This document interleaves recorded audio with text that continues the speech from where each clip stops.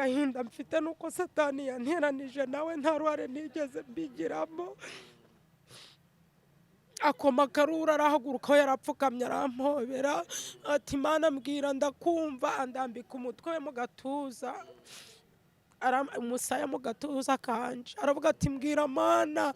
Nuko ndavuga nti sasiriya mvuka Imana imbwiye tirambwiye ngo urugamba uri kurwana mu rugo rwawe iraruzi kandi kuntumyeho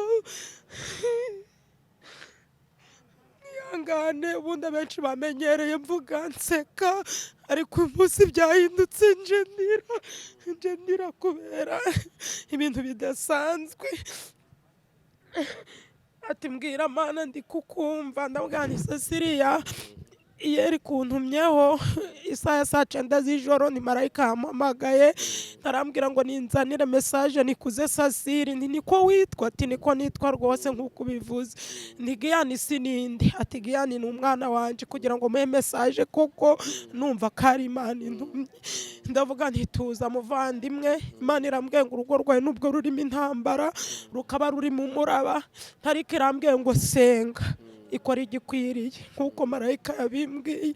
Kandi Imana yambwiye ngo nkubwire uwayihaye ibyifuzo bibiri urayibwira ngo ari umugabo umusore w'umupolisi. Uku nguku niko nari nawe message ukorera iburasira igicumbi, ndumva ari mu bice by'igicumbi nimba atari iburasirazuba.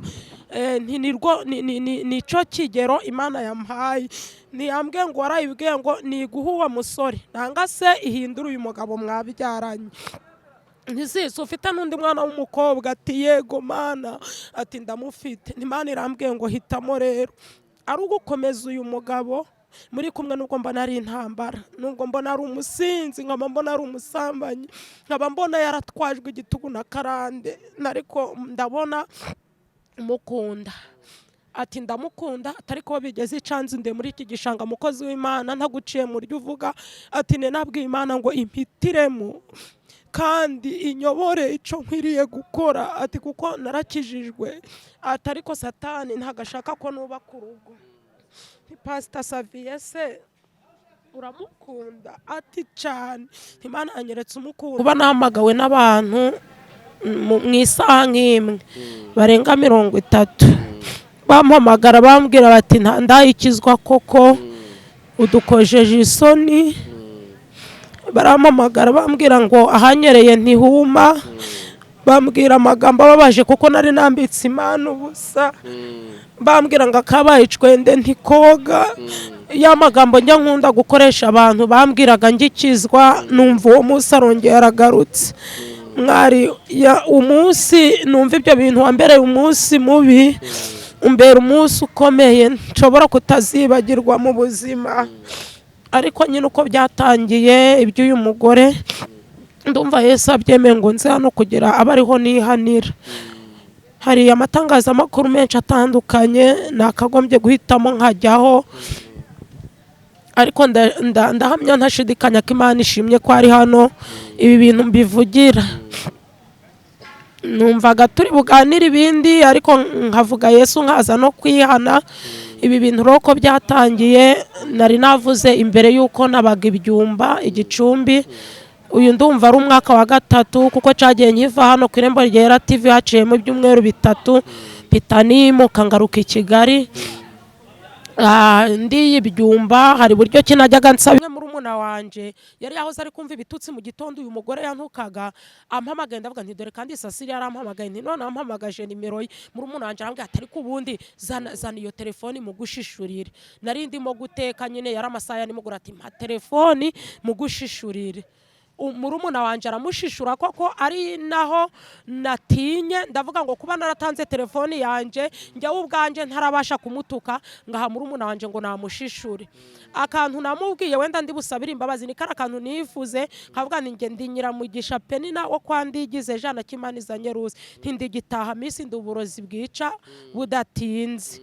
Mu byukuri nashakaga kumukanga mwereka ko nubundi nimbana narakijwe, bitavuze yuko ntagirira umuntu na nabi ariko ni kamere nta bundi bugome nta kindi kintu kibi numva nakorera umuntu hejuru y'imbabazi Imana yangiriye mba numva ntagirira umuntu nabi murumuna wanje rero niwe wavuze kiriya kigambo c'igishegu tuvuga ijwi rimwe n'ubu ntabwo byankundiye nari namuhamagaye nti Jose rero twakoze icaha nubwo wari umudivantiste ndumva turajya gusaba imbabazi isi yose ndamubwira nti nibigukundira uze ariko kubera ko nagize ikibazo cyo kubura itike uze nanga se nasohora umugabo nikanarongera kuvugisha ashikamisha umugabo mu rugo Sasiri ati nge simbishaka ahubwo ndahamagara ubuyobozi uyu mugabo agende urumva haciyemo icumweru urugo rusha mama mwiza arambwira ati ngwino mu gishanga twongere dusenge ku nshuro ya kabiri ndetse n'umugabo yampamagaye ndi kumwe na Sasiriya ndamubwira nti habihirwe rwose warambeje ubu ndi kumwe n'umugore wawe na mama muyiza w'inshuti ye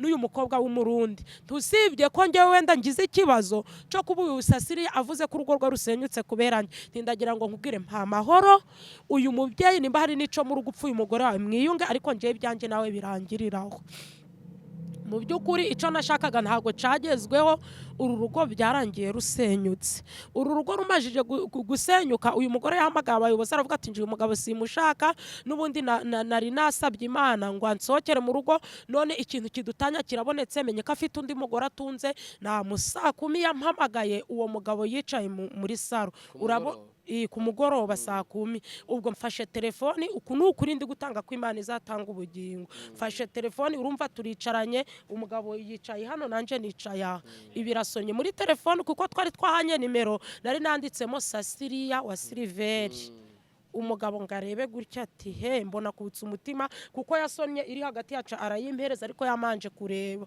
nuko ndamwitaba ati shiraho parareya utangambanira naho umugabo amaje kubona ko ari nimero y'umugore w'umuhamagaye buri umugabo bwa yaravuze ati aba bagore bura nabo bankinnye politiki shiraho parareya kuko numvaga nta kintu bitwaye numva ko ari umuntu ugiye kumbi cifuzo yari yambwiye ko ari bumbi nuko ati pena tesa shimwe ntayimbazwa ati wageze mu rugo sini ati waruhutse se ko nabona gufite ibitotsi nticane rwose sesi ati se ati mukozi mati nagukunze ntago ushobora kubyumva Imana ikumpera umugisha kubera ko wankunze ati rero ati higira amajije kumpamagara higiro ni wa mupolisi ashaka kuba abantu ati higira amajije kumpamagara tarambwiye ngo Irembo Ryera TV Irembo Ryera TV Reka tubasuhuze shuti bakunze b'Irembo Ryera tubifuriza umugisha w'Imana aho muherereye no kuvuga hari abari mu Rwanda cyangwa se mu mahanga turabahaye ikaze kandi tubabwira ngo ushobora kuba umeze nabi ubabaye ufite ibibazo bitandukanye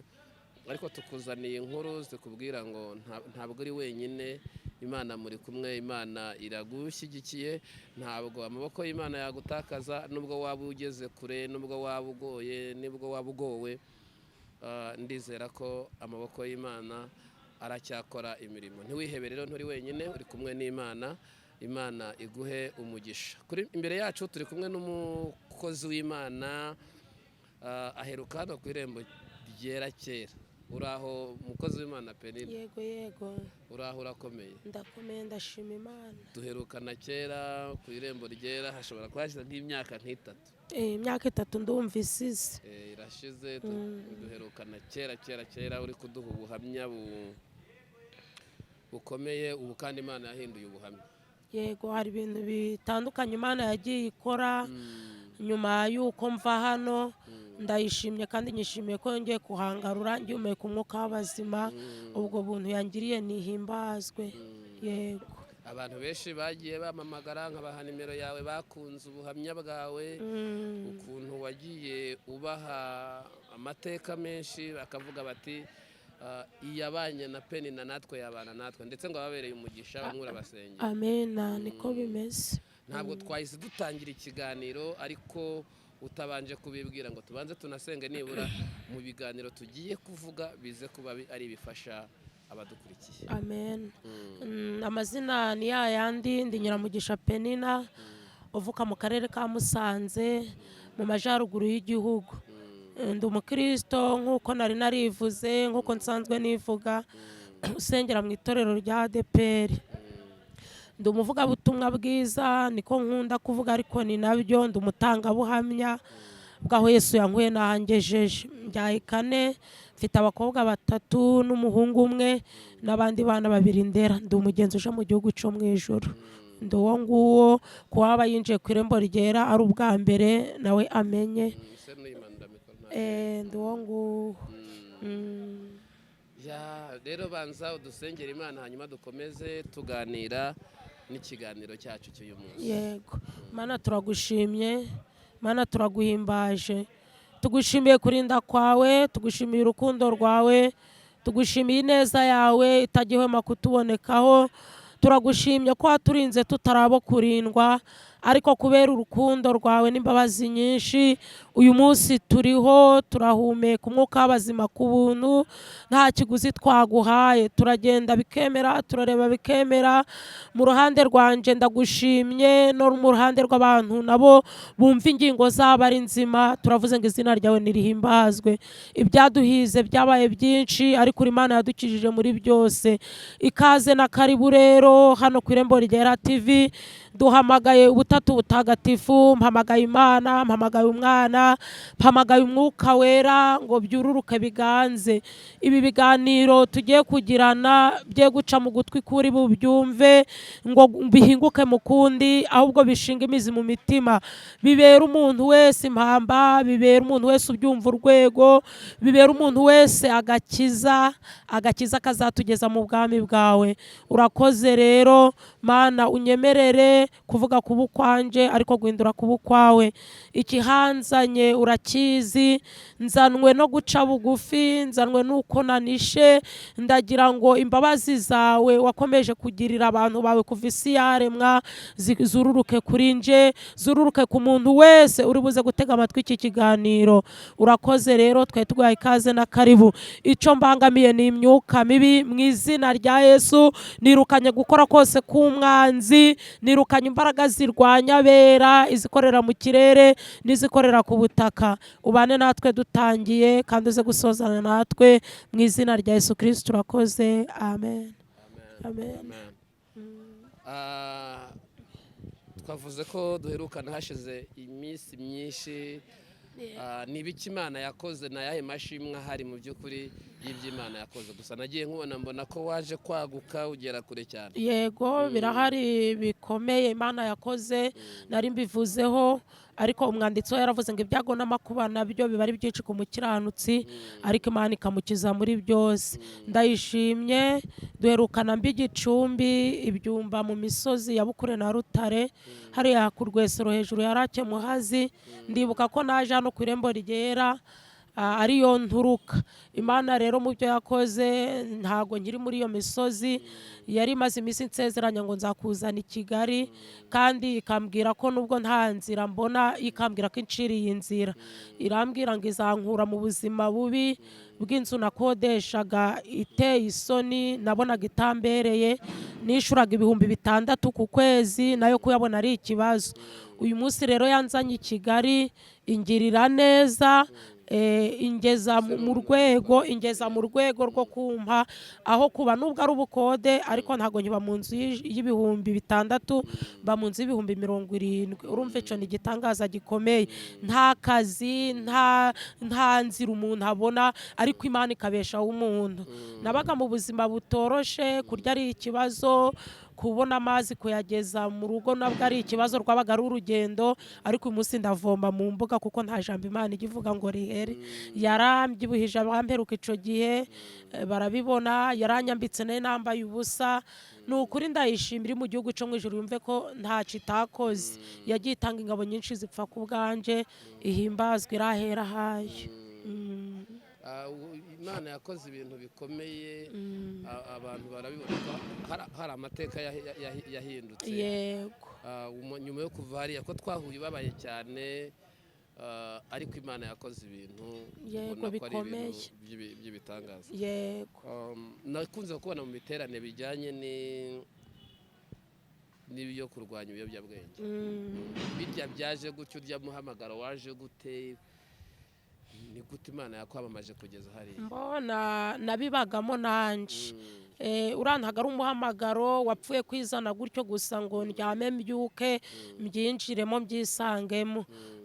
nabaga mu muhanda nanje nari inzahare narishwe n'ibiyobyabwenge harimo urumogi nk'uko hari abo nagiye mbiganiriza ku macana atandukanye no mu nsengero. Ibiyobyabwenge byari byarambase ni urumogi, ni kanyanga n'izindi nzoga, mbese nari narabaswe nabyo. Uyu munsi rero ntago nkiri muri uwo murongo wo kuba narabaswe n'ibiyobyabwenge, nakiriye Yesu nk'umwami n'umukiza, ariyo mpamvu mba ndi mu biterane byo kubirwanya, mbwira abantu ko ibiyobyabwenge bagomba kubireka. Iryo naryo ni ishimwe rikomeye, Imana nibishimire. Imana yarakwamamaje kugeza kure hashoboka, kandi kuyikorera koko ni nako kwiza gukwiriye. Wa mwana wajya gutubwira wigeze ugambirira kwica ubarangana ate none? Arahari Brea yujuje imyaka 12, atangiye umwaka wa 13. Ni umukobwa mwiza ushima Imana. Ariho turi kumwe muri uyu mujyi wa Kigali. Ubu ayo makuru amaze kuyamenya ubu ngubu mubanye mute? Ntajya avuga ati mama ko n'ubundi washatse kunyica? Oya, mba mbona Yesu hari ikindi kintu yamugize cyo, atari Yesu yagombaga kugira ibikomere, namuvuga wenda akagira ibindi bintu ansubiza bitewe n'ibyo yumvise, ariko mba mbona umwana wanje nta bikomere afite, ahubwo ni injubigira. Ni injubigira nk'iyo mutumye akihuta agatumika, naba ntarakankorera imirimo nko mu gihe atagiye ku ishuri, ni ukuvuga ngo ndishima ahubwo nkiherera nkarira mfite agahinda kuko nari ngiye kwica umuntu w'umumaro. Namusabye imbabazi imbere y'isi yose kuri Zaburi nca, ndahamya ko hari abantu babibonye, ndamubwira ngo nambabarire, ntago yari nce, cari igitugu Satani yantwaje. Yarambabariye rero, Imana yo mu ijuru nihimbazwe. Nibura mbere yuko tugera muri mu ntego z'ikiganiro dushaka kuvuga nyirizina, abantu gatoya bakubonye bakaba bakubonye Penina, ubundi hari ubundi aya mateka avugwa yari mu ntoki mbere ho yari inde, batumva ngo warakijwe bakabona wageze amavuta yo hejuru bakagira ngo bwakeye mu gitondo bize. Oya, ngewe nkuko umbaza uti mu biyobyabwenge maze iminsi nkubona ubwiriza Piritomu ahantu hatandukanye urwanya ibiyobyabwenge, ngewe nari mvuze ngo nanje nari narabaswe nabyo. Penina kuba bagiye ku irembo ryera ari ubwa mbere, ngewe natangiye gukora Satani mfite imyaka 14, antwaza igitugu nkuye mu rugo rwa Gikristo. Mama ari umudiyakoni, papa ari umukuru w'itorero. Ngewe rero nza gutwazwa igitugu na Satani, sinasenga, sinayoborwa n'umwuka, ahubwo nyoborwa n'imbaraga za gishitani. Nabayeho mu buzima bwo gushira isoni, mbaho mu buzima bwo gusinda, mbaho mu buzima bwo kurwana, mbaho mu buzima bwo kuroga, mbaho mu buzima bw'inarije kamere n'umujinya. Ibyo bintu mbikora kuko nari maje kwinjira mu mwuga nanga se mu ciciro cyo gukorera Satani. Hari ibyandanze, ariko uyu munsi Bibiliya yaravuze ngo umuntu ari muri Kristo Yesu aba yarangije guhinduka icaremwe gisha, ibya kera biba bishize. Uwo nguwo rero ndumva nta bivuga detail uko nabikoraga, ariko kubagiye bankurikirana nagiye ntanga ubuhamya bw'ukuntu nari mboshwe n'umwijima mwinshi, ntazi Yesu wavuye mu ijuru. Uyu munsi nkaba ndirimba Yesu wambohoye ingoyi nari mfite. Umuririmbyi yaravuze ngo haleluya, nsigaye ndirimba Yesu.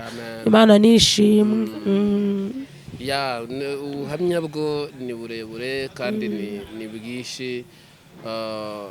Nyuma y'uko ukijijwe ukava mu buraya wakoraga, ni gute wakiriye imibereho y'ubuzima bwa none? Urumva byarangoye kuko iyo umuntu akijijwe, nge nari mbeshejweho n'uburaya kuko numvaga ari bwo buzima. Nsambana nkabona amafaranga yo kurya, umugabo twaryamanye yasinzira ipataro nkayikuruza amano nanga se nkayihagurukana, nkatumwa n'abarozi kuroga bakampa amafaranga. Urumva amajije gukizwa, ubuzima bwarangoye ku rwego no kuba narabonaga icyo kurya cyabaga ari ikibazo. Ariko ngasenga, nkibuka ijambo ryavuze ngo abiringiye Uwiteka bameze nk'umusozi wa Siyoni, ngo ni umusozi utabasha kunyeganyezwa, kuko numvaga turisomerwa ngo ahubwo ruhamye iteka. Nkumva iryo jambo rivuga ngo uko imisozi gose Yerusalemu niko ngo Uwiteka gose abantu be. Kavuga ngo nimba uko imisozi gose Yerusalemu ariko Uwiteka gose abantu be, nkumva ko nanje wamwemereye nkamwakira, ntaco nzamuburana nanje ngoswe. Nagiye mubona n'ukuri, mwari nagiye mbona Imana mu buryo butandukanye. nubwo nabanje gusonza ndumva narigeze gutanga ubuhamya ukuntu maze umwaka nkijijwe nahuye n'ikibazo c'inzara ku buryo namaraga iminsi 7 ntarya nk'iminsi 6 ku munsi wa 7 Imana ikagira gutya ikampa amanu nabyita serumu. Natanze ubuhamya abana banje abo 2 nari mfite ubu mfite 4 ukuntu basonzaga bakajya gusaba ibiryo aho kugira ngo umuntu amuhe ibyo kurya akamuha amabyi nanga samazirantoki bakabakubita n'inkonji umuhaye ikirayi akamwongeza inkonji yo mu mutwe. Ishuri nari ninjiye muri abana banje twari turyinjiranyemo bakababwira ngo sitwe twabwenye ko ngave mu buraya mbese ibinzira y'umusaraba. Ariko ndashima Imana ko uyu munsi Imana yatugaburiye bana banje batakigaburirwa amazirantoki ubu nanjye ndumwe mu bantu bagaburira abashonje iyo nagiriwe umugisha n'Imana. Ndayishima ko yangaburiye ico ciciro cyo gusonza yakinguyemo niyo nabwirirwa sinaburara ayigejeje ikora mbaye nyishimiye. Abantu bakunda kuvuga ko keshi na keshi iyo umuntu avuye kwa Satani hari abadayimoni akunda kumwoherereza. Umaze gukizwa nabahe badayimoni nibura bagiye baza keshi bakubwira ati subira mu buraya yewe uhita ubona n'abagutereta uhita ubona ni uwuhe mudayimoni wahanganye nawe kugeza n'uyu munsi? Umudayimoni numva nahanganye nawe ni umudayimoni w'abagabo nkuko warubivuze suko ari uko bivuze. Abagabo bantereta bambwira bati wipfushije ubusa ibi bintu wavuyemo byararyaga umubare wari urimo wariwo bakambwira ko muri iki kirokore nta ubuzima bw'umurokora buhora rugupfundikanya. Ariko kuko namenye Yesu ngasenga ikindi kintu numva carambase ni narije y'umujinya kamere nko ku muntu yambwira ikintu kitari cyo sinsubizanye neza. Ikintu bita guhubuka ikintu bita umujinya uburakari ntago bimbaho buri gihe ariko hari igihe nterwa pe nkumva naramutse nabi. None hari nk'igihe mu buzima umuntu aba afite ico yabuze hari nk'igihe ndamuka nabi wenda nka nyirinzu urumva ndacari mu bukode ashobora kumbwira ati ngewe uribunyishura uyu munsi wenda arenzeho nk'icumweru nanga 2 akayambaza ntayo mfite. Ubwo rero muri ako kanya iyo hagize umvugisha ho gato mba numva ibintu byajaguye ariko nkanesherezwa no gusenga. Iyo ni usenga hari uburyo Yesu abicogoza ndumva ibyo bintu 2 ari byo byambase. Kuki uwo mugozi wakomeje kugenda ugukururukaho ntucike ugeze ku rwego rw'ivuga butumwa uri ku rwego rwiza nkuru? Uyu munsi ntabwo ushobora kumbaza ngo nabiterwa n'iki ngo mbikubwire.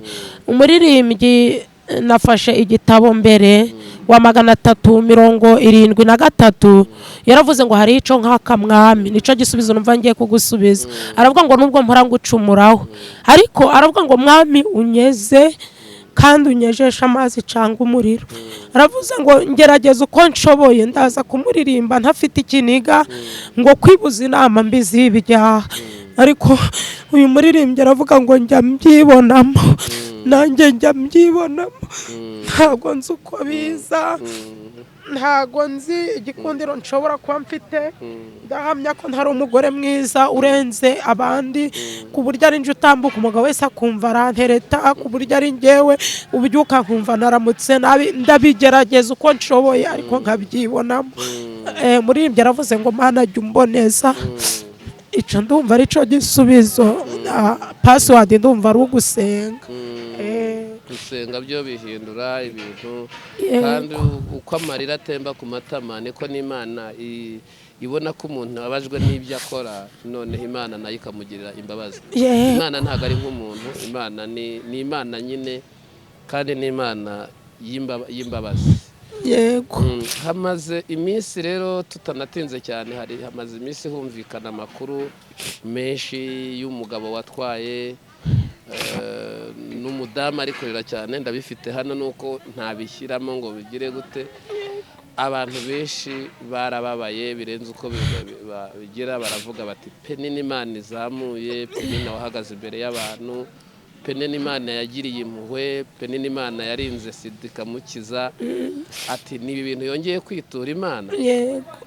Kugeza ubwo abantu bavuze ati rwose abagore nivuga butumwa ati tugiye kubakuraho kuko abagore baragira ngo bahagurutse neza bikarangira bashoje nabi. Mu by'ukuri turagushimiye ko wahageze ku irembo ryera ariko tunakwisabire amakuru kiriya kintu cyatangiye gite, gisobanurire bano bakristo mbere yuko turi buze kugera muri wa mwanya wo kuvuga nabo kugira ngo abagukurikira baze no kugusengera. Yego, ndumva ahantu nahageze kubera ubushake bw'Imana.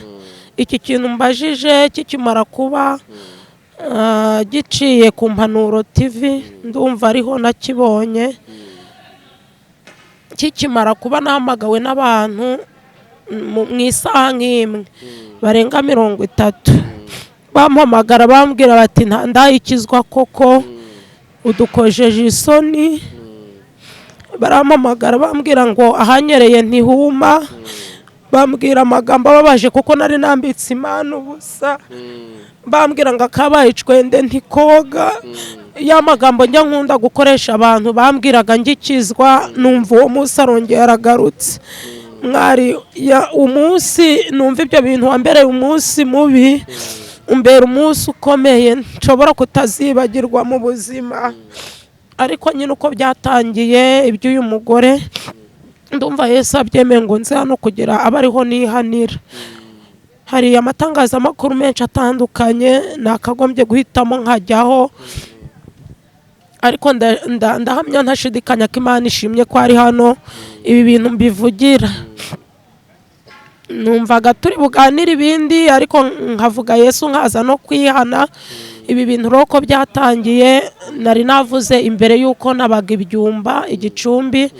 Uyu ndumva ari umwaka wa 3 kuko cyagiye nkiva hano ku Irembo Ryera TV haciyemo ibyumweru 3 pitanimuka ngaruka i Kigali. Ndi ibyumba hari buryo kinajyaga nsaba Imana umugisha w'udufaranga. Imana yampa nk'ibihumbi 20, nkavuga ngo amafaranga ntago ndi buyarye kandi ngomba kwishura inzu, ngomba kugaburira abana, nkabagurira ibijumba nanga ibirayi. Nigira inama yo gushaka ababaji bano babaza imbaho bakoresheje urukero, nkajya ngura ibiti by'ibihumbi 10 nanga 20 ngashiraho abakozi kuko bwabaga ari bwo bushobozi, bakambariza imbaho nkazishira ku muhanda. Hari imodoka zigenda zipakira nanga samagare zijyana aho imodoka zigomba gupakirira ku muhanda nyirizina. Uyu mugabo rero navuga ko watumye Imana yacu yambara ubusa nanga si izina ryayo ritukwa. Twamenyanye aje gupakira imbaho mu karere ka Gicumbi. Nkaba nari mfite imbaho, umuntu wari wambarije yari yasize ku muhanda, biba ngombwa ko bazipakira mpari kuko nari mfite ivuga butumwa ryerekeza Nyamagabe, mvuga ngo bampa amafaranga mpite ngira gute ntega. Ubwo rero uyu mugabo arambona aranyikundira, hahandi navuze ko mfite igikundiro ko buri wese hari igihe ambwira ati dukundane, ariko sinavuga ko ari Imana ubwo ni ca Satani se kibi. Ingeso umubi yari yaranyanduje, navuga ko ico gikundira arimwo kibyukira. Ubwo rero arambwira ati se ko nakwikundiye, useka neza, ndabona uri umumama mwiza, uri mu caro kibi ariko mbona ufite isuku. Ndabwira ati nukubera Yesu. Ati se uri umurokore? Ndamubwira ati ndi umurokore. Ati se none ko nakwikundiye ni se wankunze mu ruhe rwego? Ati nukuri nagukunze. Ati kandi nubwo ngiye kuri umumama ntago nzi nimba ufite umugabo. Ati ariko uko bimeze kose ndumva nagukunze. Ndamubwira njyewe mfite umugabo rwose ntago ndi umukobwa. Arambwira ati njyewe rero ndi umusore kandi ndumva rwose uramutse uri umugabo, umugore udafite umugabo twakwibanira. Sinahise muhamiririza ako kanya, ntago ndabesha ndi imbere y'Imana nubwo ari imbere ya kamera, ariko ndahamya ko ndi imbere y'Imana kuko ndi kurebwa n'abantu batandukanye. Izi social media zikoreraho Imana ariko n'imbaraga za Satani zikoreraho. Ni ukuvuga ko ndahamya ko ndi imbere y'Imana kuko ibinzanye ntago ari bibaho, ubwo ni ibyiza. Ubwo sinahise mwemerera ngo muhakanire ngo mubwire ngo mfite umugabo tubana. Naramubwiye nti umugabo wanje arahari, ariko nyuma ntago ari ako kanya nahise mbimubwira. Tari karafunzwe, mubwira ko turi muri divorce, ko bafunze umugabo wanje turi muri divorce. Nihuse sinibuka nimba yarambajije nimba barayimpaye nanga se batarayimpa. ahubwo we yahise ambwira ati ahubwo Imana ishimwe ati kuba uwo mugabo muri divorce ati si twakwikundanira ndavuga nzahezi kumwe. Ukwezi rero kwageze nimutse naraje i Kigali, urumva ibyumba yaje inshuro nk'ebyiri zose tubonana, atari ukubonana bino by'ibyaha ahubwo kubonana akamamagara ati naje ibyumba ngwino nsuhuze. Yego yaba afite nk'amafaranga akama nka 5 akambwira tugura inyanya uzamukane kuko nabaga musanze hasi ku muhanda. Dukundana gutyo nza kwimukana imukira i Kigali, nimukiye i Kigali nza Kimihurura. Ayo mateka ndumva abantu bayazi. Ku nzu nari ngiriwe umugisha mpawe n'umudiaspora yarabaye antijije ambwira ati ibindi tuzabivugana ngwino ubu uri muri iyi nzu. Biza kurangira iyo nzu rero Satani nabwo angambaniye, atari uko nacumuye, atari uko hari ikindi nakoze. Ifuhe rye nari nabwiwe n'Imana ngo yansabye nk'uko yasabye Yobu kugira ngo ninkurwa muri iyo nzu nahawe yo kuba ndimo iminsi yose kugeza igihe uwo muntu azampera umwanzuro nyikurwamo. Nimukiye ku Gisozi rero nza guhura n'uyu mugabo, uyu mugabo w'uyu mugore nyine waciye ibintu bigacika kuri aya social media, nuko duhurira mu Gasave. Urumva navuye mu cyaro, ubushobozi bwo kujya gucuruza imbaho mu masoko ntabwo nari mfite ku buryo nagombaga kujya gucuruza, ahubwo twahuriye mu Gasave kuko wari hakorera izo mbaho niho bazigemura. Ngiye kugura isombe naramajije kwimukira ku Gisozi, anaransinyara ntamubonye ati Peni nawe ndebye inyuma mbona ni Siliveri, ndamwita bati bitese mu musheri, nuko nguko yambwiye. Ndamubwira ati ni byiza, atahana hesi ninarimutse nsigaye mbi Kigali. Ati felicitation Imana ishimwe, ati sutuye nkaye. Mubwira ahantu ntuye, ndavuga ntuye hano ku Gisozi rwose Beretwari hano kwa Haji ku ishuri. Abahagiye bahansura tugasengana barahazi, ndahamugereranyiriza. Arambwira ati nzakwisurira, nuko ndavuga nti karibu rwose nta kibazo. Ubwo urumva umuntu wansabaga iby'urukundo ko tuzabana yihutiye kunsura nyine. Amajije kunsura arambwira ati rero ngendagira rwose ngo umpe igisubizo cya nyacyo, wampaye ukwezi none ukwezi kwarageze kengiza amahirwe igisubizo wambwiye ko uzamu kwezi gusize uri hano i Kigali, se twabana? Ndamubwira nti rero itorero ryacu rya ADEPR amahame yaryo ndayazi kuko mazemo imyaka 10. Ndamubwira nti rero iyi myaka 10 maze muri iri torero nzi ico rikunda n'ico ryanga. Ndavuga ntubu ngewe sinemerewe kugira umuntu mbwira ngo twabana narakoze divorce ngo nteganye ko nzasezerana. Ntago nshobora kuba narakoze divorce ngo nsezerane muri iri torero. Ndi kandi ngewe sinshobora kuvuga ngo nimba nshatse n'umugabo ndashaka umugabo gutyo nishingire ntigomba gukora ubukwe bwera.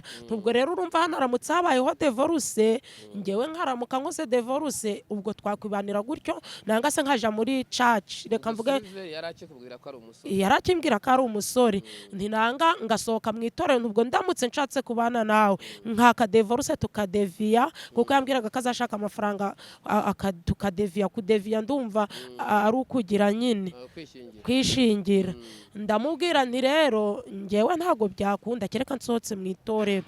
Tise gusohoka ngukunze ari ico bitwata uwo mugabo nafungurwa ambwiye ko afunzwe akemera ko iyo divorce ikomeza. Ati twe twakwigira no mu bagaturike. Urumva we ni igitekerezo cye yampaga.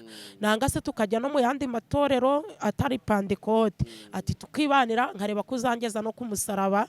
Ati hari umuntu wanyeretse ubuhamya bwa ati ngiye kuri YouTube ndakubona tinabonye uri n'umumama mwiza w'umunyamasengesho, atujya unsengera. Twicaranye aho ntangira kumurondora, nerekwa inyatsi, nerekwa karande yiwabo, ndamusengera nyine.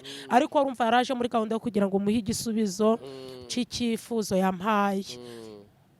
Bidatinze rero ubwo namuhakaniye ko bidashoboka, ariko anyemeza yuko nasohoka itorero umugabo amajije kwaka divorce tukabana, ambwira ko ari umusore. Uku rero dusenga ubutayu, njya numva bavuga ngo bazabuca, ariko mu butayu hari ibintu umuntu aba aruhijwe nabyo akajya yakabibwira Yesu yihereranye nawe nk'uko umuririmbyi wa 50 yabivuze, akavuga ngo tuze twenyine twererane dusange ahantu hatari abantu. Icyo Imana yavuze ku muntu ikavuga ngo nzakurengera, nzakugira neza, nzakwiyereka, nzagutabara. reka nkoreshe iyi mvugo, nta muntu Imana yafashe ibona ko ari uw'umumaro ishobora kurekura ngo ipfushe ubusa. Iki kintu ninyivuga umuntu aze kunkurikirana byumve. Rimwe rero ndyamye, ntabwo ndavuga detail ngo yansuye inshuro zingahe, nanga se namuhaye igisubizo rimwe yongera kunsaba urukundo. We yarambwiye ati n'ubundi ntegereje igisubizo cyawe, kuba umugabo yaguha divorce ugasohoka itorero tukabana, nge nkakwitaho akazi nkora urakazi, nabyo uzabimpera igisubizo. Ndamubwira nti sinshobora kugusubiza ntarasenga. Kandi mu by'ukuri uyu mugabo wanje Byiringiro Simeo twasezeranye, uyu wanyambitse iyi mpeta arafunzwe, ariko nkuko nabivuze nta divorce ihari. Ni ishuri Imana yashatse kugira ngo inyigishe, nawe ni ishuri yashatse kumwigisha, navuga ngo tutari kumwe. Byaciye mu nzira nyinshi n'ibinakunda nzanagaruka mvuga iby'ubukwe n'intambara zabaye, ariko uyu munsi ndi kusubiza ku kibazo warumbajije n'abandi bacibaje bakimara kubona iyi nkuru yaciye ibintu bigacika. Ubwo rero ndaryama nijoro ukuntu ukuri kwizatanga ubugingo yampamagaye, ndarota njya ngira impano yo gusurwa na mukanguzi. Iyi saha ya saa 9 igeze, hari mukanguzi uza akaza antera gukubirwa, ngahaguruka nk'ugiye kwihagarika, nava kwihagarika nareba ku isangasanga isaha ya saa 9 yo gusengera ageze. Impamvu iyi saha nyikunda, narababwiye ngo ni isaha yo gukora kw'Imana, ariko ni n'isaha yo gukora kw'abarozi. Ntarakizwa niyo saha nakoreshaga ngiye kuroga nyine. Ubwo rero marayika mukanguzi aza akubita ikintu kimeze nk'ikayi, murabona ikayi no y'impapuro, marayika aza ayikubita ku ntoki isakuza, ndi mu nzozi, ikayi isakuza ayikubita ku ntoki. Ndakanguka, majije gukanguka nabonaga mu nzozi nkangutse. Marayika yakubise ikayi, mbona ndi umuntu usinziriye, akubise ikayi mu ntoki ayikubita gutya nyine ivuga nk'amaji, ngo abarampamagaye Penina, ndamwita ngo karame, akira, byuka wakire iyi kayi. Marayika arambwira ati akira iyi kayi. Ndayakira, nabonaga ari marayika. Arambwira ati irambure, ndayirambura. Arambwira ati urwo rupapuro rwo hagati rucemo, mbona n'urupapuro rwanditseho, ariko n'izindi zari zanditseho mbona amazina, ariko ntari kubasha gusoma. Ariko ambwiye ngo nince urwo rupapuro rwo hagati muri iyo kayampereje, yarampaye ngo naba ari nje urwicira. Ndaruca, ariko yarutunze urutoki. Urwo rupapuro ndusomye, kubankurikiranye ku buhamya bwa mbere nagiye ntanga, nabahaye ubuhamya ko nzi gusoma no kwandika ntarigeze niga. Ni ijuru ryanyigishije ngo ndusome, nsanga rwanditswe Nikuze Sasiri, Nikuze Sasiriya, Sasiriya niko bya Cecile niko byari byanditsweho. Hepfo haciye akarongo, hepfo handitswe ngo Giyani, umwana Giyani, hejuru handitswe Nikuze Sasiri. Marayika arambwira tusomye ngo iki kuri urwo rupapuro? Ndavuze nti handitswe Nikuze Cecile, munsi handitswe umwana Giyani. Arambwira ngo rero ico nguhereye uru rupapuro, mu gitondo uri bubyuka ujya gusenga, nugera aho musengera muri niba turi hari ukunda gusengera mu gishanga. Arambwira marayika ngo urabona abagore batatu uhagaze ku gasozi, baraba bicaye ahantu hameze nk'itaba, ariko ku kantu k'akaritu kameze nk'intebe ikoze. Abo bagore batatu, umugore urimo hagati w'inzobe wa dread, ukenyeye igitenge kimeze gutya cariweho n'imbeba. Niko marayika yambwiye, ntubitiranye. Arambwira ngo igishanga musenga niba ture muri benshi. Umugore wambaye igitenge kirimo umuhondo cariweho n'imbeba, hano hajya kujya urukenyerero nyine, n'umupira w'ubudodo w'umutuku. Ugende umumbwirire ngo ijuru riravuze ngo nasenge, kuko urugamba mu rugo we iwe rurakomeye. Satani agambiriye gusenya urugo rwe, kandi yamara gusenya urugo rwe, uwo mugore ngakarira amarira menshi y'ubuzima. Ikindi kigeretseho ngo karande y'iwabo w'umugabo, ngo yometse umugabo, yometse n'uwo mugore. Ngo mbwira uwo mugore ngo asenga adakina, ubundi Imana yubaka ibyari bisenyutse. Ngo mbwira uwo mugore Ceciliya ukuntu ukuri niko Imana yarivuganye nanje, yuko Imana ikuriho mama we urupfu, imikuro y'uburwayi bukomeye. Ngo kandi mubwire ko Imana ikuyeho kuzajya aho bita Nyamagabe agahumanyirizwa mu nyama. Nurangiza umumbwire ngo senga unsaba ibintu bibiri, ari ugukomeza uwo mugabo nyine bafitanye intambara we bashakanye, ari no kumurekura, ari no kumutandukanya nawe, ikamuhunda ngo ibintu bibiri ahitemo. Abankurikiranye muze kunyumvira, ibi bintu birashoboka ko Imana wenda yagiraga ngo inyibutse ko ibyo imbwiye njya mbivuga ntagize ikintu ndeba, n'undi wese izagituma akumva ko ari Imana imutumye agomba gusohoza ibyo. Ubwo rero Imana imashije kumbwira gutyo kuri Sasiriya ngo ahitemo ayisabe nyine, kuko ijambo ryaravuze ngo dushizwe inzira ebyiri imbere, duhitemo inzira dukwiriye kunyuramo. Nubwo Bibiliya yavuze ngo ari urupfu cyangwa ubugingo, ariko nuko nyine Imana irambwira ngo ahitemo ari uguhindura uwo mugabo, nanga se ari ukumuha undi amaze iminsi ayisaba. Ubwo niko marayika yambwiye. Ngewe numvira umwuka kurusha uko nakumvira umuntu. Ndamanuka nturiye hafi n'igishanga, nubwo byagiye bisaba iba nk'akavuyo mu gishanga tukagicikamo tutagisengeramo, umuntu agira ahandi yihererana n'Imana. Ubwo nge uwo munsi ntago byari byagakaze byo guca abantu gusengera mu gishanga. Manuka ngiye muri Nibature, ndetse marayika yanabimbwiye ari saa 9, ndabyuka mbyibazaho, ndangije ndanabyandika. Nandika iryo zina kugira ngo ntaryibagirwa kuko nengeye kongera gusinzira. Nandika Nikuze Cecile, nandika na Giyani, ngikanguka nyine agapapuro ndakabika ngashira mu ishakoshi nagombaga kuzindukana irimo Bibiliya. Ubwo nyine kubera ko urumva ko nanahise nsenga ndyama nka saa 10, ubundi saa 11 nibwo nabaga nsohotse, kuko duturi igishanga nyine haba n'amabandi n'imbobo, ntinya ko nagendaga busa n'ubuki abantu bose bagenda. Ico genda ryamira ninjiye mu gishanga saa 12, ubwo urumva gusenga Nibature yari yancitse kuko nararyamye ndaryamira. Ariko mbwira Imana ngo se Mana, ko nabwiwe ngo uyu mumama ndamushaka ngiye muri Nibature, amasaha Nibature akaba yarangiye, ubu sindasanga yancitse. Ijwi rirambwira ngo ntago yagucitse, ugihinguka hejuru urahita wabona aho bicaye.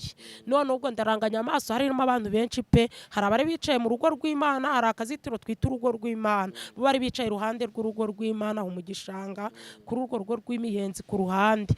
Ari n'umukobwa waturutse i Burundi, n'umumama bita Mama Moyize ucuruza amakara.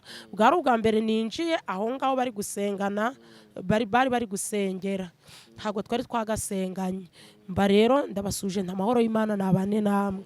Bati nawe Yesu nashimwe, batahimbazwe. Urumva nge nari mfite ubutumwa nagombaga gutanga, ariko ntaricarana nabo ngo dukomeze dusengane.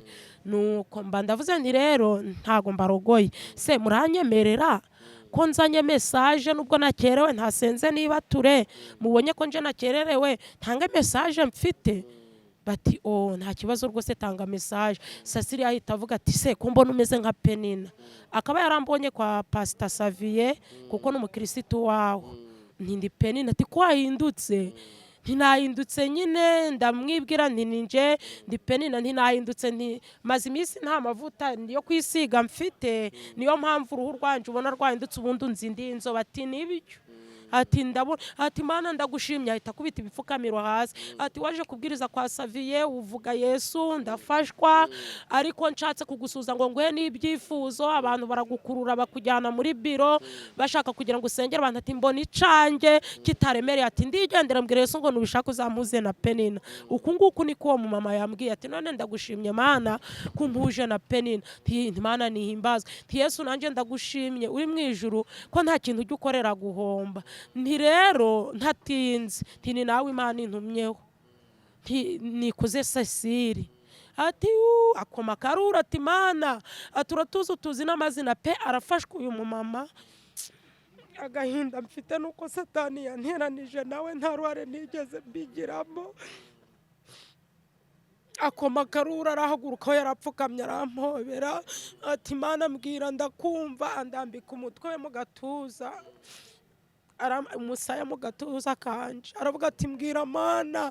Nuko ndavuga nti Sasiriya, mvuka Imana imbwiye, tirambwiye ngo urugamba uri kurwana mu rugo rwawe iraruzi, kandi kuntumyeho mwihangane ubundi abenshi bamenyereye mvuga nseka ariko uyu munsi byahindutse nje ndira kubera ibintu bidasanzwe. Ati mbwira Mana ndi kukumva. Ndabwira nti Cecilia iyo iri kuntumyeho isaha ya saa 9 z'ijoro ni marayika yampamagaye arambwira ngo ninzanire message nikuze Cecilia. Nti niko witwa? Ati niko nitwa rwose nk'uko ubivuze. Nti Giyani sininde. Ati Giyani ni umwana wanje kugira ngo muhe message koko numva ko ari Imana intumye. Ndavuga nti tuza muvandimwe, Imana irambwiye ngo urugo rwawe nubwo rurimo intambara rukaba ruri mu muraba, ariko irambwiye ngo senga ikora igikwiriye nk'uko marayika yabimbwiye. Kandi Imana yambwiye ngo nkubwire wayihaye ibyifuzo bibiri, urayibwira ngo ari umugabo umusore w'umupolisi. Uku nguku niko nari nawe message ukorera iburasira igicumbi, ndumva ari mu bice by'igicumbi nimba atari iburasirazuba. Nico kigero Imana yampaye. Niyambwiye ngo warayibwiye ngo niguhe uwo musore nanga se ihindura uyu mugabo mwabyaranye. Ntizise ufite n'undi mwana w'umukobwa? Ati yego Mana. Ati ndamufite. Imana irambwiye ngo hitamo rero, ari ugukomeza uyu mugabo muri kumwe nubwo mbona ari intambara, nubwo mbona ari umusinzi, nkaba mbona ari umusambanyi, nkaba mbona yaratwajwe igitugu na karande, ariko ndabona mukunda. Ati ndamukunda, atari ko bigeze icanze nde muri iki gishanga mukozi w'Imana ntaguciye mu ryo uvuga. Ati ne nabwiye Imana ngo impitiremo kandi inyobore ico nkwiriye gukora. Ati kuko narakijijwe. Ati ariko Satani ntagashaka ko nubaka urugo. Pastor Xavier se uramukunda? Ati cyane. Imana anyeretse umukunda. Ntiyambwiye ngo ahanga muri gusenga umusengere, Imana imukurireho gereza, imukurireho n'urupfu k'umwana, ikuri igikuba mu rugo rwe. Ati Imana urengere pasiteri wanje. Ntumva ibyo bintu bibiri Imana imbwiye, guhitamo igahindura uyu mugabo muri kumwe, nanga se ikaguha higiro ugakora ubukwe kuko ndabona utarasezeranye. Ati yego. Ati ni naco cifuzo nazanye, nagiraga ngo Imana ihindura uyu nanga si ikoresha uriya. Uwo higiro ngo niko yitwa uwo musore, iryo zina ryanze kumvamo nahise ndizirikana. Ahita avuga ati ikubwiye na higiro? Ntimbwiye na higiro. Ati rero higiro ni umusore twakundanye kuva ndi umukobwa. Ati tubana neza. Ati nakoraga mu kabare nimwo nyine twamenyaniye. Ati n'uburyo bwo kwishimisha nyine bw'imibonano. Ati ndanamukunda. Mama Muyiza aramubwira ati ntuhubuke. Uwo mumama Imana ijye imuha n'umugisha. Ati ntuhubuke ngo uvuge ngo ushaka uyatireka tumanze dusenga Imana. Toya. Cecilia ahita avuga toya, ahubwo Mana ukintumaho gutya. Ati nsohoye Siliveri ninjije higiro. Ati kuko Siliveri yarambabaje, araza agateka n'umukozi bakarya. Nagiye gusura nsanga yazanye indaya ku buriri. Ati nubwo ntabasanze ariko amakuru ndayamenya. Aravuga ati pupu uku nguku ndimo kubivuga. Ati ndamusohoye. Ati mpamagaye ubukwe bw'umugisha kuri higiro Mana koma amashi. Ndavuga nti uhisemo? Ati dusengere nde? Ati dusengere higiro kuko uyu niwo murimo untunze mu buryo bw'umwuka n'ubw'umubiri. Kandi kuko nari ntwaye message icifuzo nyishiriye yamaye nico nasengeye. Ariko mwihangane gato ndaza kugaruka inyuma, nanga se ndaza kugera kuco numva nshaka kuvuga. Ndasenga rero ndavuga nti Mana nimba umutima w'uyu mugabo wa Cecilia ubona bidakunda kumuhindura ngo babane basezerane nk'umugore n'umugabo, kuko Bibiliya niko ivuga ko umuntu udasezeranya barinda no mu mategeko niko bivuga. Cecilia yarashaka isezerano kandi arambwiye ngo mpamagare higiro. Impamagaye higiro kuko ari we Cecilia yifuje. Uyu mugabo adashaka avuze ko agomba gusohoka ko yamubujije amahoro, kuko Bibiliya yaravuze ngo dutegeke. Ntindategetse uyu mugabo ndamusohoye mu izina rya Yesu. Ikimbabaje nuko abantu babifashe nk'ubwesikoro. Nasomye kuri comment no ku magambo nyiri iyi channel bita Impanuro TV yangereranyije na Yongwe. Aravuga ngo ribu ngo yaravuze ngo abantu ngo bashaka ikintu cy'umuntu ngo bakoresheje uburiganya. Ngo turavuga ko na Penina ngo yarashaka uyu mugabo ngo akabeshera Imana ngo avuga ko ari yimutumye kuri Cecilia. noneho no kuri komenti mbona abantu banditse bavuga ngo yaramayere naramenye ko ari umugore we, ngo nshaka kugira ngo mutere ubwoba mubwire ko ari Imana ivuze ngo kugira mutware. Ndi imbere y'Imana rero izatanga ubugingo, uyu mumama yarambwiye ati senga, ngewe nsenga nsohora uwo. None ahantu nari nsubiye inyuma numvishe bangereranije n'uwo mupapa bavuga ngo nanje nashakaga uwo mugabo ngo mwiheshe nkoresheje kubeshera Imana ko ari yivuze. Ninjye utanga urugero mvuga ngo igiti kirimo imbuto ntabwo gishobora kubura imijugujugu n'amabuye. Kirimo imbuto uko kitabura imijugujugu n'amabuye niko tutagomba kubura ibitugerageza. Kandi jya nkunda kwanga iyo usoroma ibigusumba wihanganira ibigutokoza. Mu by'ukuri ibi ni ibinsumba nasoromye uyu mwaka ugiye kurangira, nkwiriye kwihanganira n'ibintokoza kuko ndavuga ko iki kintu ari nje wacinjijemo, kuko ntago habonetse guhamya. Ntago nigeze mpamya kuri uyu musore ngo mubwire ngo si bikunda, ahubwo nakomeje kumutega nzakubwira ico byambyariye niki nje kuvuga. Ubwo uyu mugore aravuga ati mukozi w'Imana ntabwo ugenda utageze iwanje, ugomba kuza iyi nzu Silver ukamusohora uyihagazemo. Noneho ndi kumwe na nyina wa Andre uyu muvugabutumwa, ndi kumwe na n'uwo mama Muyize, usibye ko yari agiye gucuruza atahaje, n'uwo mukobwa w'umurundi n'umukozi wa Sasiri. Ubwo twinjira kwa Sasiri bwari ubwa mbere mpageze. No kuko nzi ko ngiye muri njye harimo gutegeka, arambwira ati ikintu nkwinjirije umukozi w'Imana ndagira ngo usohore Silver uhagaze muri iyi nzu asohoke, kuko yambujije umutekano. Kuva namushaka sinigeze ngira amahoro. Rya sengesho nasengeye mu gishanga ndisengeraho muri njye habamo gutegeka, ngasengera ingumbi gaheka, ngasengera umushomera akabona akazi. Ndabizi ko ngira gutegeka umurwayi agakira, nategetse musohora. Ubwo ikintu cantangaje, umukozi yasohoye imyenda ashaka kumesa. Noneho mpita ngira iyerekwa ry'uko uwo mugabo ashaka kumutunga nyine akajya amubeshesha amafaranga akamusambanya. Ntago nabishe kuko uyu mugore yaramaje kugaragaza ko atagishaka uyu mugabo. Ntirambika iyo myenda utarayijyana hanze yerekwa ritaracika nkubwire. Ntimbonye uyu mugabo sobuja umugabo wa Sasiri yarigeza kubwira ngo muryamane, ati byabayeho. Noneho usa n'umuruhije, ntarashaka kuzajya gushukisha amafaranga agacunganya ko bujadari, kuko nyirabuja arubaka buriya ni umufundi arubaka nyine arakotera. Ntiyarangiza akagwa amafaranga akagukoresha icate. Ejo bundi yaraje 5,000 arambwira ngo nyagura amavuta. Ntico ni ikimenyetso Imana mpaye, Imana ishimwe kucivugiye. Ni rero Imana irambwiye ngo ambara imbaraga kugira uwo mukozi nyine muhanurira igukureho karanda y'iwanyu, igukureho inda y'indaro, igukureho uburushi, igukureho imyaku n'ibike. Ndikureho na mama wawe urupfati, mama wanje ahora higwa n'izindi mbaraga zishaka kumwica. Noneho ndebye muri ya myenda ateretse mbona ishati ya wa mugabo. Umva ikintu cambwiye ko urwo rugo ndimo ari urwa Silver wambeshe ko ari umusore. Mbona ishati yazaga yambaye iwanje, mbona n'inkweto gutya musi y'intebe. Urumva inkweto namubonanye inshuro 2 azambaye, ntago nagombaga kuyoberwa izo nkweto n'ishati mbona niyo.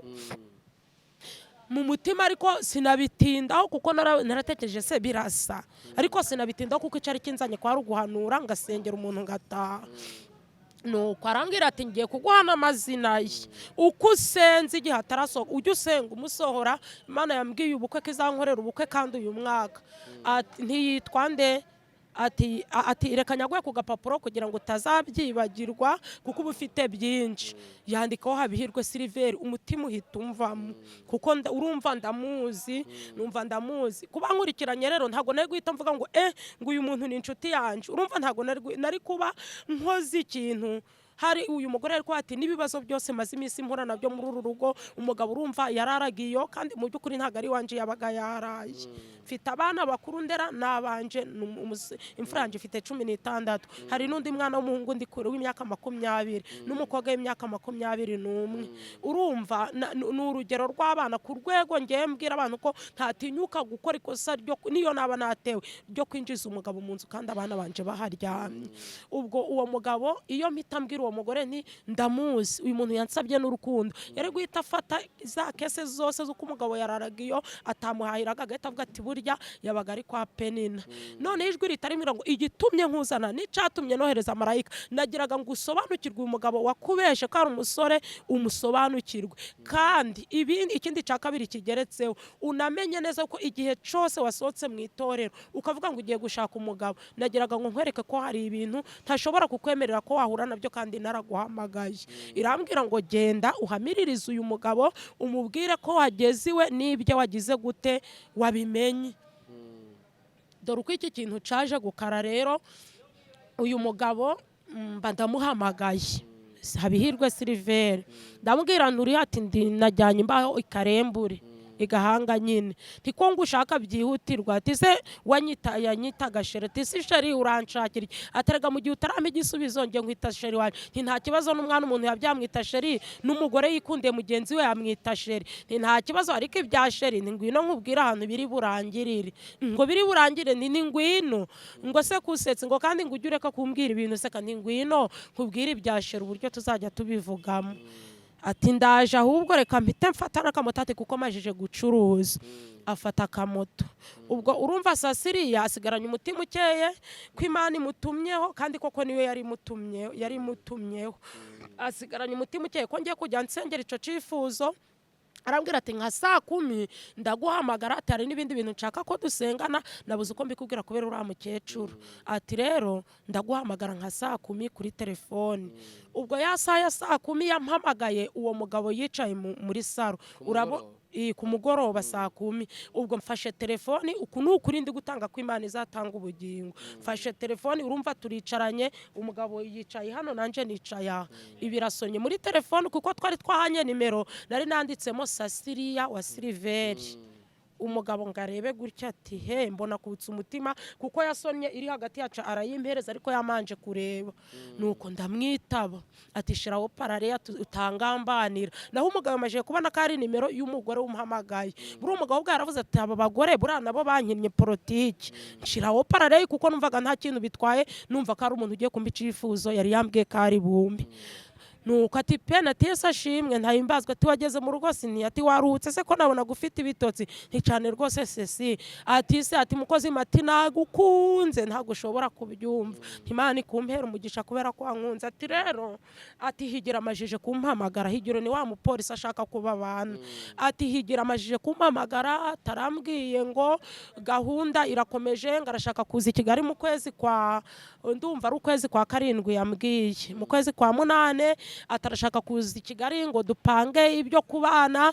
Ati rero ikintu nashakaga kukubwira, nyirukanira uyu mugabo, ati kandi ati hari ikindi kintu numvaga nshaka kukubwira, ati warakijijwe, ati nibyo, ati ariko ndashaka ngo umbabarire, ndabizi ko hari abantu ujya ufasha, numvisha ubivuga ko hari abantu uha imiti y'urukundo nango ukabarangira abayitanga. Ati ndagira ngo higira azaze, umva ikintu kibanga yashakaga kumbwira, afite azaze mfite umuti w'umukunde nyine wo kugira ngo nkunde. Nabwani Sasiriya rero wabibonye ko ndi umukozi Imana, kandi ndabizi mujya munyumva munarankurikirana.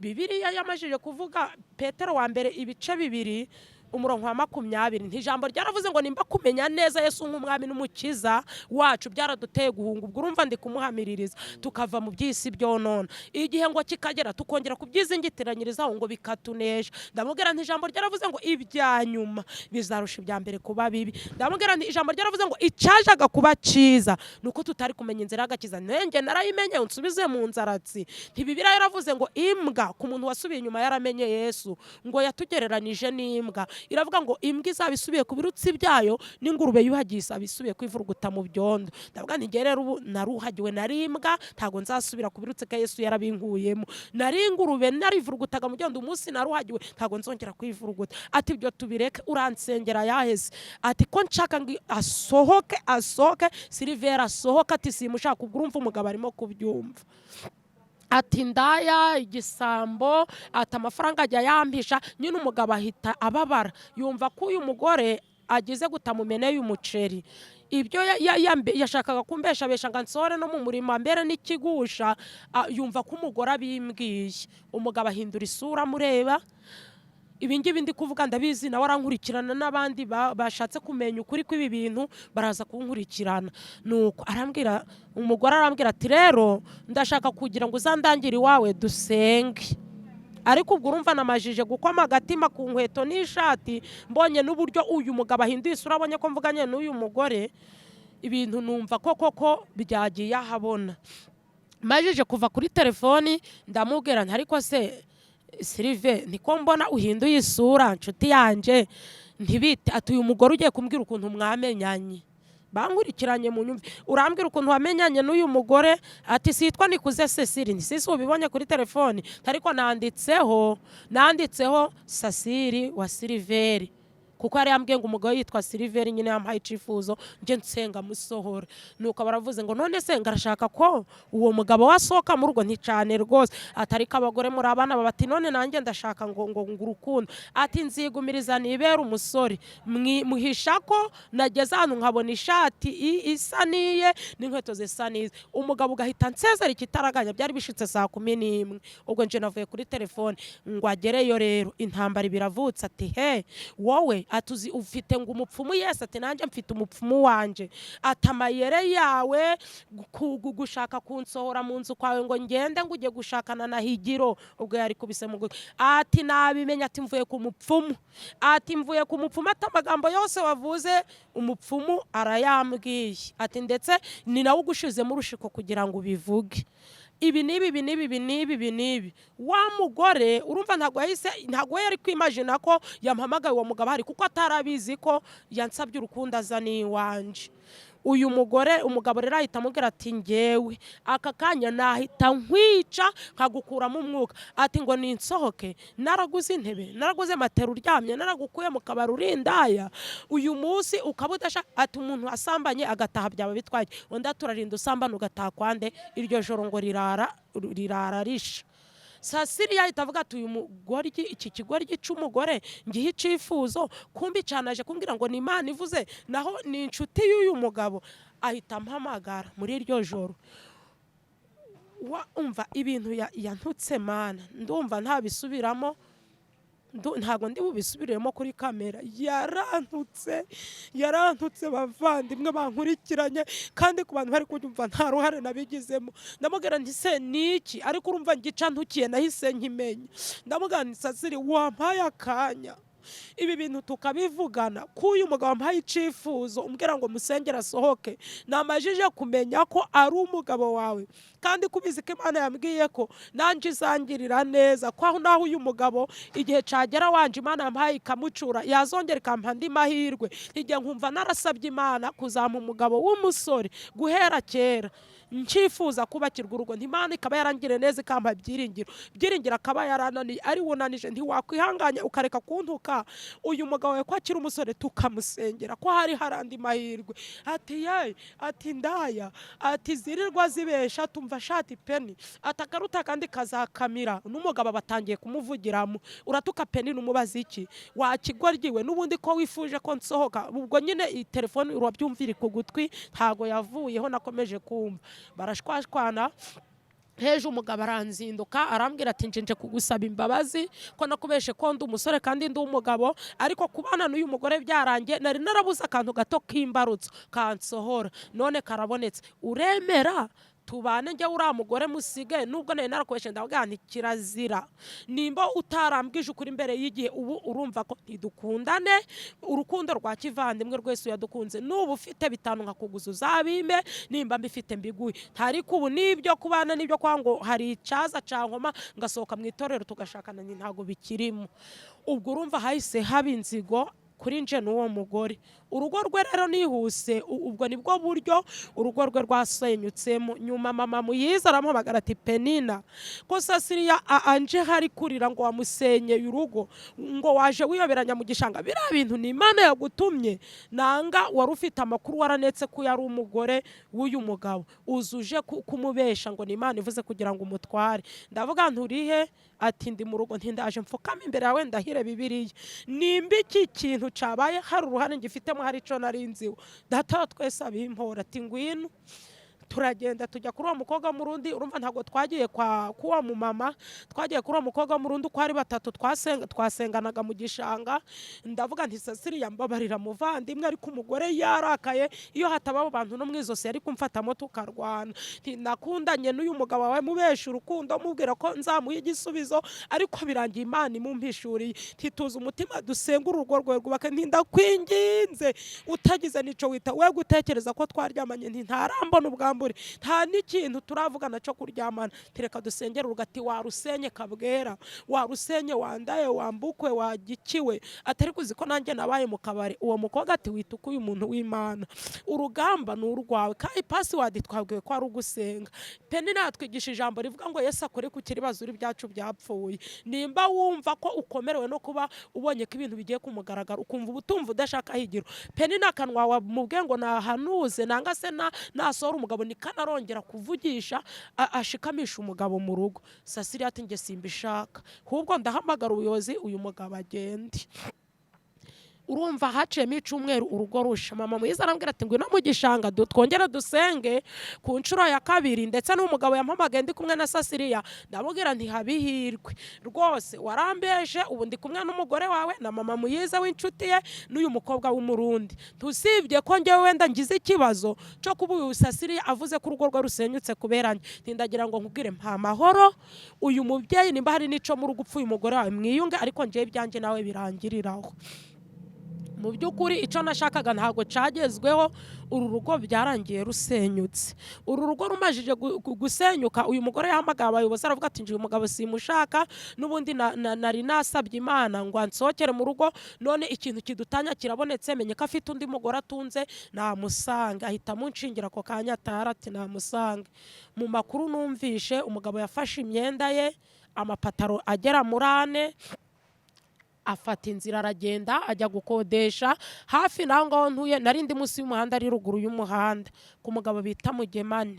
Ndabizi ibi bintu abantu barabikurikirana. Ukuri wenda nshobora kutavuga ni ukuri ko kuvuga wenda ngo ndavuga ngo ndibwishireho ngo mvuge ngo twararyamanye ngo twabanye nk'umugabo wanje. Ibi byo ntago nabivuga nk'ukuri kuko bitigeze bibaho. Ukuri ndi kuvuga ni uku nguku kuko uyu mugore wasohoye umugabo we. Umugabo rero arasohoka ajya gukodesha. Nyuma Cecilia akajya ampamagara ngo ariko Peni ngo wiyemeje kunsenyera urugo. Ndavuga nti wanze ko dusenga urirwanirira ufata umwanya wo kuvuga ngo uyu mugabo nasohoke. Yarasohotse ngo ariko se ngo ko ari umuntu wampaye wampaye amakuru ngo muzakora ubukwe. Ni cyane rwose, ni mu kwezi kwa 12, ariko ubwo urumva kuvugana ibyo umugabo akimara kugenda yatiraga telefoni sinzi ngo ni yandi akantu kakoko, ibitutsi nkabyiririrwa nkabirarira. Yabyuka kumva ashaka kuntuka akantuka, yashaka kuncisha mu menya akancishamo ngo abakozi b'Imana bubu ngo nabateka mutwe ngo nababeshi ngo ariko ngo ko kubwo wihanye uburaya. Ubwo rero ambajije ngo harya ngo koko mufite ubukwe. Ni cyane rwose kuko numvaga ibikwasi yarabinjombye. Tuzi ko tugiye gukora ubukwe mu kwezi kwa 12. Iki kintu naco ndagisabira Imana imbabazi n'abantu babyumvise. Tugiye gukora ubukwe mu kwezi kwa 12, ntahubwo ufite imikenyero nimba utarayifite nzayigukodeshereza nyine, kuko yabaga yambwiye ibimbabaza nanje nkamubwira ibimbabaza. Kandi ku bagore bibaho, nubwo ndi umukirisitu kabandi umuntu Yesu yakuye kure, ariko hari igihe karande nanga kamere muntu imukurikirana.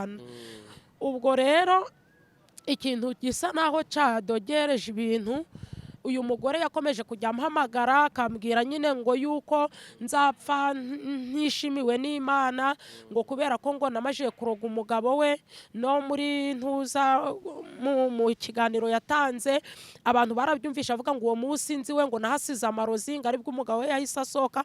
Mu by'ukuri ntago nakijijwe kuroga ngo mbisubiremo.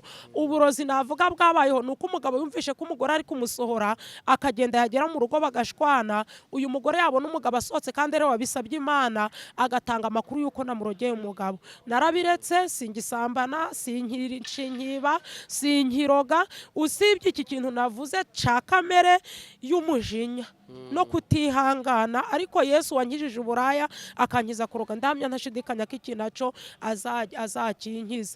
Ubwo rero kuri iriya rekode mwumvishe amamagara kuri telefoni, nimba mwarabyumvishije neza, ahambere ni ngewe watangiye mubwira nti mbese ubundi urashaka iki? Urashaka kurwanisha umubiri? Waretse Imana yo mu ijuru ikakurwanirira?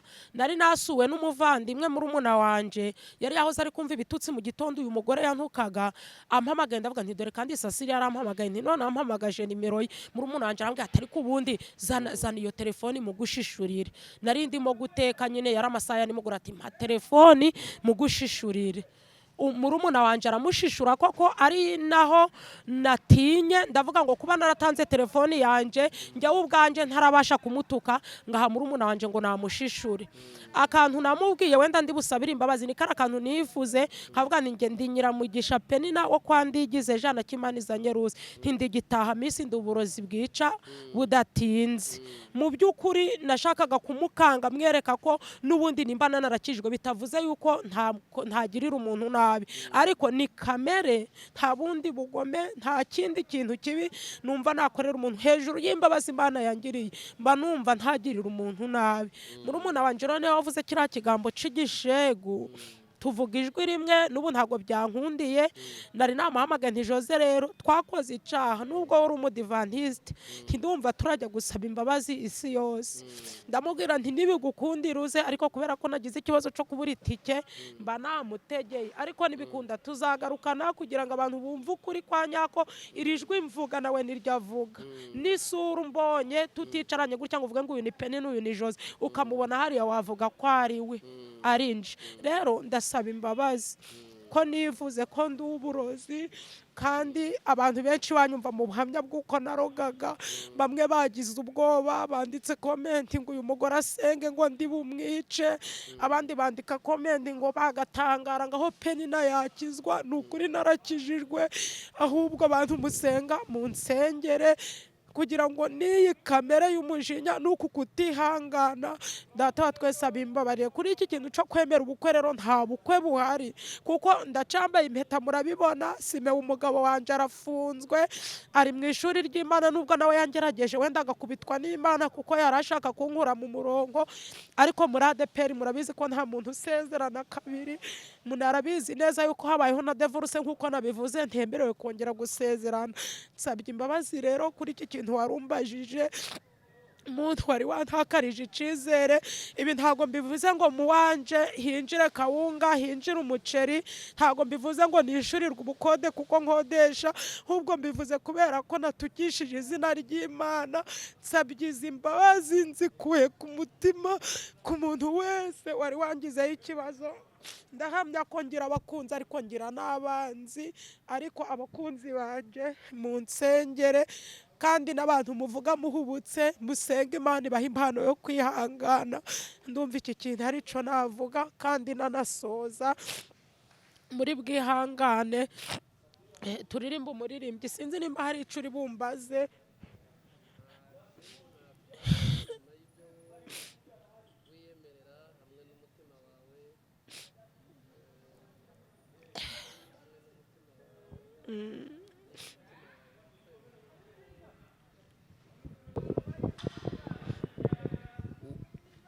wihannye cyangwa ibyo uvuga ari ukuri, umutima wawe ukaba ubikwemeza, Imana yo mu ijuru irakubabarira. Ariko n'uyu mudamu nawe Imana nawe iramufasha imusange, nawe azabona icyo kiganiro nawe, ndetse tuzakora uburyo abantu bose babona ko Imana itanga imbabazi. Gusa hari igihe umuntu ajya acikwa, tuba mu isi y'abantu b'intege nke, kandi umuntu wese ashobora kugira intege nke cyangwa akagira imbaraga, ariko ibyo byose ntabwo ariho. Imana ireba hirya y'ejo, Imana ireba hirya y'ejo, kandi wenda abantu ntibakurebere mu shusho y'intege nke za none, bibuke ko hari n'igihe wenda wagize imbaraga, n'Imana yibuke ko hari iminsi waba warakoze umurimo n'uyu munsi ndacyayikorera, kandi ndatekereza ko Imana ibasha kuguha imbaraga nawe ugasenga. Ariko kwihana by'ukuri, kwihana nihannye pe, kuko iyo utihannye neza birangira urimbutse. nihaniye kureka, ukora ku buryo uba kabarore kugira ngo utazahinduka umutego w'abantu benshi bakwibeshya. Yego. Iyo rero wihannye neza, Imana yibagiza abantu ibintu ikabyibagiza abantu neza burundu ntibanamenye ko bagize gute byabayeho.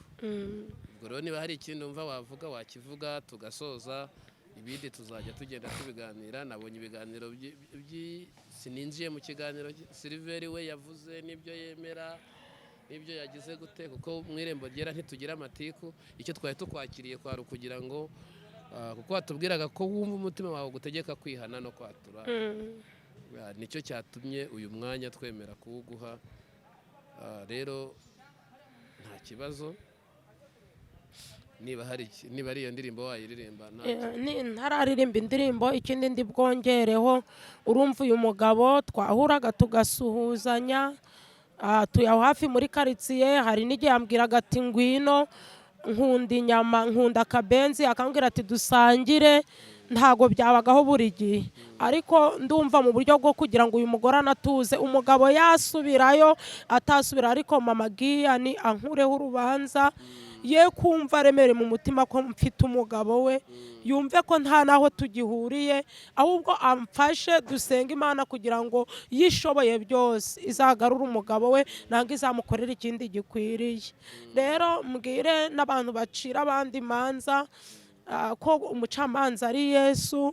Yego iki kintu wenda cyakoze abantu ahantu barababara, hari n'abataragikurikirana babonye ari peni nabitewe hari n'ibyo bumvise, ariko bibuka ko Yesu yatubabariye, yambabariye ibyaha bikomeye. Ndumva ikico gutukana no gutiza telefoni ngo bashishure mugenzi wanje, ntitaye ku by'umugore yambwiye, ngewe nasabye imbabazi ku giti canje. Reka turirimbe uyu muririmbyi, ndumva nari we ndi busengeremo, ibindi uko data twese azajya nshoboza nzajya nkomeza nkorera Imana, kuko ntago naguye. Bibiliya ijya ivuga ngo kugwa umukiranutsi w'Imana naho yagwa ntago azarambarara. Rero reka turirimbe uyu muririmbyi, Imana impera umugisha bankurikiranye, kuko ndumva ari we ngiye gusengeramo. Namuhawe iri joro ubwo nemezwaga n'umutima ko ndi buze gusaba imbabazi. Narindi Nyabugogo hari serivisi ngiye gukorera umuntu, numva urampamagaye, nabwiye Imana ngo yo yonyine usibye iriya ishakiro iriya cano uyu mumama yagiyeho, n'abandi bampamagaye nkabyanga. Nabwiye Imana ngo cano ushaka yuko nihaniraho uri buyimenyeshe. Numvaga hagati yawe na Pamfiri, kuko nanagutekereje ushaka no guhamagara mama Ruveni, ariko mbona ni nijoro. Ariko nshimye Imana ko impaye aho kwihanira, kuko uyu munsi ntago nzaho igare ryanje rihagaze. Nahawe indirimbo rero ya 373. Reka tuyiririmbe nubwo mfite ikiniga, mwihangane nawe ikubera iyawe, kandi niyo nihaniyemo.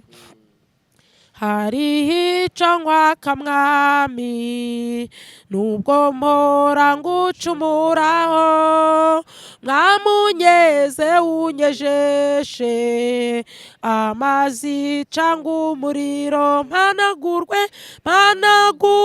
hose mwami, n'umuriro niba ushaka, gira ibyaha birimburwe, gira ibyaha birimburwe, nuntunganiriza ubwenge, nzanezerwa nzaguhimbaza, ariko umutima wera ndawushaka kurushaho.